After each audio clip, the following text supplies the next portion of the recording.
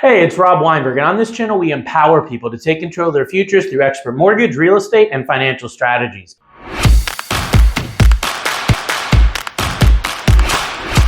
If it's your first time here, hit that subscribe button and smash that bell to get notified on all of the content we're putting out every single week for you guys. In today's whiteboard lesson, what I want to cover with you is mortgages for self-employed and entrepreneurs. So historically, self-employed and entrepreneurs have had a lot of challenges when it comes to getting mortgages. So I wanted to go over all that, some options, and some ways to navigate the process as an entrepreneur or self-employed individual. What challenges are we talking about? Well, if you're self-employed and you've tried to get a mortgage before, you probably know what I'm talking about when it comes to challenges. There's documentation challenges. Just proving the amount of income that you make can be really challenging when you're self-employed because you may not show all the income on your tax returns, which are generally required for most loan programs. So difficulty in proving income is a major challenge. Also, stability of income. Depending on the industry that you're in, the type of business that you run or business is, you might have income that's unstable. You might get a lot of money one year, not as much the next. You may have seasonal work where you get a lot of money during certain months of the year, but then other months you don't make any money at all or very, very small amounts. So that can be challenging. And the extensive documentation that most lenders require can be a huge hurdle for a lot of self-employed because you're already running your business or businesses, and then you're being asked for all this additional paperwork. So it can become cumbersome and really just inefficient to provide all the documentation that's required on a lot of these full documentation loans. We're going to talk about some ways in this video to get around that and some other options so you don't have to deal with that extensive documentation. What documents are we talking about that are going to be needed? Well, generally speaking, 1 to 2 years tax returns. If you're self-employed and you've tried to get a loan before to get a mortgage, they're generally asking for 1 to 2 years tax returns up front.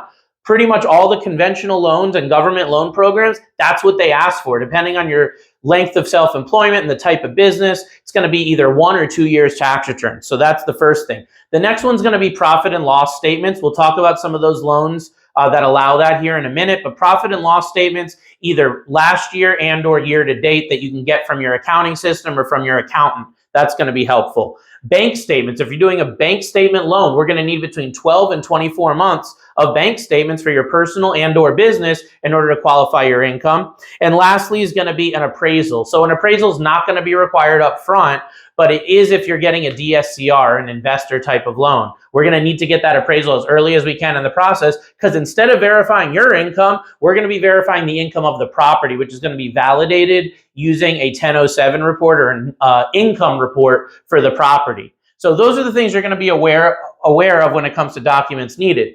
Now, luckily now there are special programs available that were not around just 6 to 12, 18 months ago to help self-employed people like you to get a mortgage. So the loans that I'm talking about are going to be 1-year self-employed programs. You used to always need 2 years tax returns. Now there's certain loans that allow as little as 1 year tax return. So if you had a bad year, say in 2020, but 2021 was great, we can just use that most recent tax return in many cases to qualify you. Just depends on the program, the credentials, and whatnot. The next loan I want to discuss with you is the bank statement loan. I mentioned it a minute ago. Instead of using tax returns, we're going to look at 12 to 24 months of your personal or business bank statements and use that qualifying income in order to get you approved for the loan. So that's the business bank statement loan. Next thing is going to be the profit and loss or P&L loan. These are kind of a newer program. Instead of using tax returns, they're going to look at a year-to-date and or a previous year profit and loss statement, depending on when you're applying for the loan during the year. And they're going to use the net profit on that profit and loss in order to qualify your loan. Now, the profit and loss statement, don't worry if you can't create one yourself. Typically, we're going to use your CPA or tax advisor to do that. You also may be able to print that out of your accounting system if you have software for that. Another self-employment loan that's really popular now is the 1099 loan. So for those who receive 1099 income, we can actually use that 1099 directly to qualify your mortgage loan. We don't have to look at all of the write-offs and expenses on the taxes. We can just look at the 1099 form. And the last one's going to be that DSCR loan. This is one of the hottest loans right now for self-employed and real estate investors because it allows you to buy investment property and real estate without any personal income documentation. No profit and loss statements, no tax returns, nothing. We just use the appraisal on the property to validate that the new mortgage payment will be less or equal to what the rental income is on the property. Side note, there are some DSCR programs that allow the mortgage payment to exceed the rental income. You just pay a little bit higher interest rate, have a little bit different guidelines for that. So those are really the hottest special programs right now that you want to be aware of when you're self-employed looking for a mortgage. Next thing is, let's talk about tips. How can self-employed people go through the mortgage process and make it easier, make it simpler, make it more stress-free? Well, first of all, like any loans, great credit scores are going to help. The higher your credit score is, the easier time you're going to have getting the loan, the less documentation you're probably going to be asked for as well. Good credit scores, what am I talking about? Well, really, I'd say good starts at probably around 680 to 700. You can get loans below that. There are plenty of these investor loans and entrepreneurial self-employed loans for people under 680. But if you want the best terms, that's really the sweet spot, is 680 to 700 plus. Obviously, the higher your score, the better deal you're going to get on the mortgage. You want to consult, if you're going to be using tax returns, you want to consult with a mortgage advisor early about those returns, how much profit you're showing, and make sure that you're going to be able to get approved for the loan that you need to get.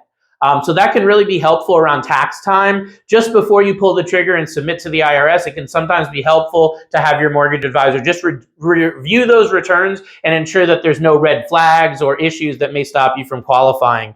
And the last one is going to be, as far as tips, inquire early to get everything in a row. Get your ducks in a row well before you're ready. If you come to me after you filed your returns and you're ready to roll right away, if there's an issue with your credit, if there's something that we need to do to get your income in line or whatnot, we're not going to be able to do that if you're moving full speed ahead. If you come to me 3, 6 months, even 12 months ahead, we can really do a strategy session and some coaching around your timeline and what you need to do to get the best mortgage possible, not just get whatever you qualify for, but the best one possible. So those are some tips. Now, unique situations that come about when you're self-employed are going to be seasonal income, freelance jobs, and paid in foreign currencies. So seasonal income is where maybe you only work part of the year and then the rest of the year you don't work at all. Freelance jobs, I'm talking about like Uber, Lyft, Instacart, where you're like a freelancer, you're driving or you're doing something for multiple companies.